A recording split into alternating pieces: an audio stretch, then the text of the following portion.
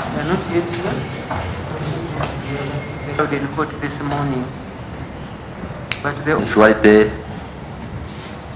For applicant one is Honorable Byanyima Karagwa.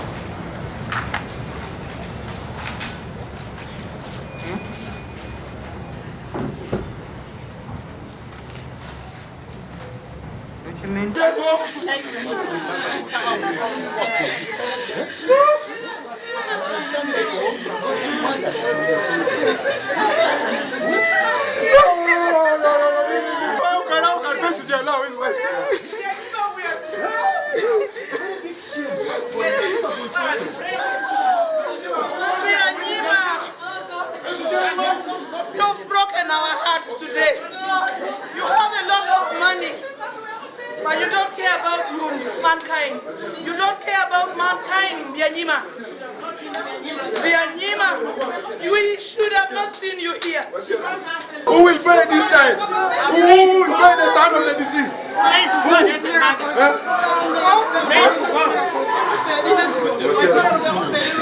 This is betrayal. We shall stone Besige to death in the north. The wife should have killed himself. How many people were killed because of Besige? It's okay. It's okay. And the state is requesting they need 1 week to complete investigation.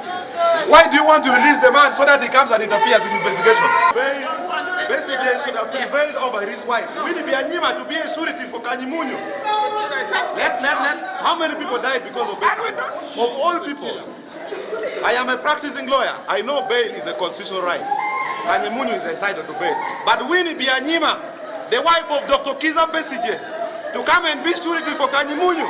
It is all over. The political lines have been withdrawn in Uganda. Byanyima of all people. Byanyima of all people. All people, they will not die. Money has taken over everything in this country.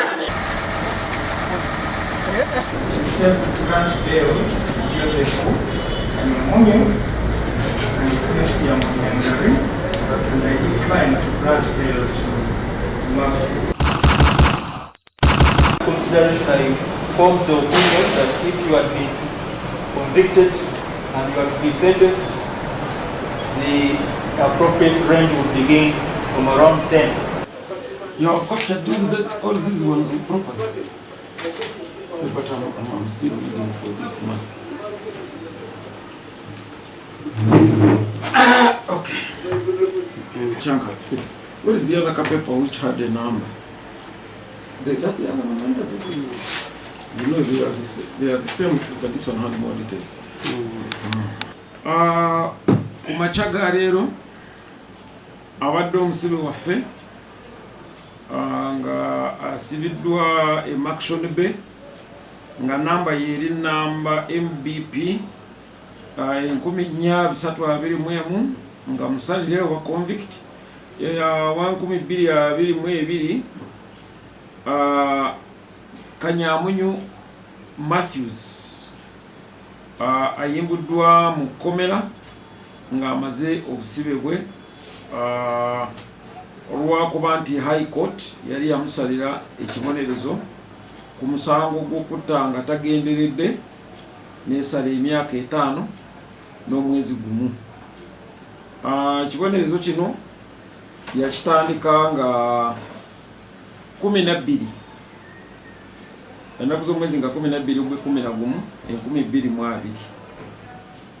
Singa tewali kasiimo ketuyita akasiimo ketuwa abasibe kusinziira ku amateeka gatwala bwe gatugamba, yandibadde ava mu komera mwezi gwa ennaku z'omwezi 11 mwezi gwa 12 2025. naye oluvanyuma lw'okuba nga afuna akasiimo ak'omwaka gumu n'amezi 8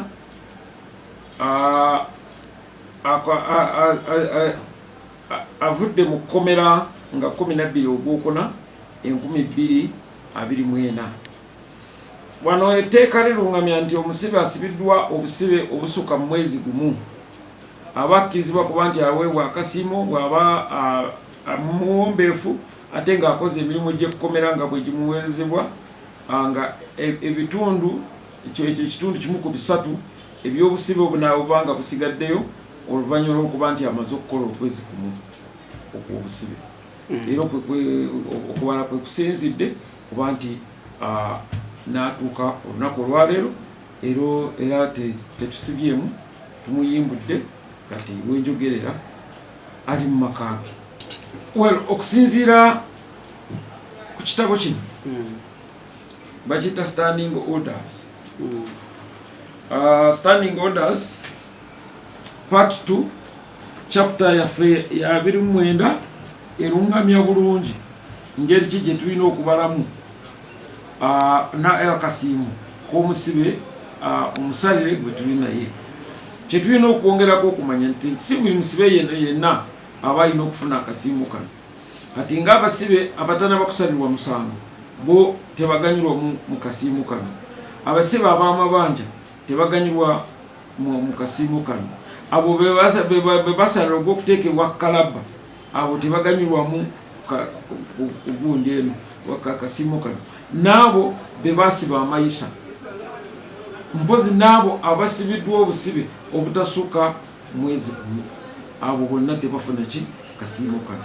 Akasiimu kano kiba kimu kyakusatu ng'oli amaze okukola omwezi gumu ku busibe bwe nga akusinziira ku mpisa ze n'emikolere ye gyakolamu emirimu gy'amakomera. Musibiriddeyo? Of course, olunaku lwakola tukiyita earning scheme. Omusibe bw'aba akoze olunaku bamusasula naye n'ekirala aba alina okuweebwa transport emuzaayo gye bamukwatira so si gyazaalibwa.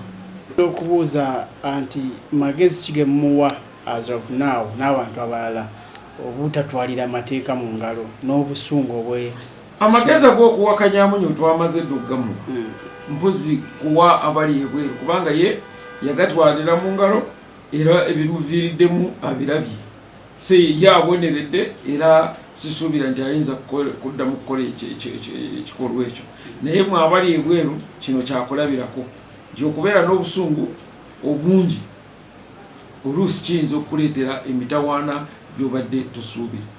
Naddala kati ono amaze emyaka 3 n'emyezi 5 mu Mukomera nga totaddeko gye gyasooka nga bakamukwata nga tebanamuwozesa so kati n'olaba nti kati ebiseera ebimufiiridde ng'omusuubuzi bingi nnyo so singa teyabeera na busungu bungi sirowooza nti yandituuse ku kino. Abantu laba banyonyolemuuko ku buwaayiro oba ensonga zemusinziirako kendeereza. Kubanga mwenda ye yamukinye oli n'agamba in fact yabadde asabye okwogera n'abamawuli mwenda n'agaana. This one is an act. Act, yeah. Niga Koma. And I don't think I'll fully comprehend ever the magnitude of what is inside me. And that's the reason that I am remorseful, that I am sorry. And that's the reason that I ask for your forgiveness. I ask for your understanding and for time for this healing process to begin and for time for me to comprehend the magnitude of the tragedy. Ni gor na dana dano anpa ngeyo. Ni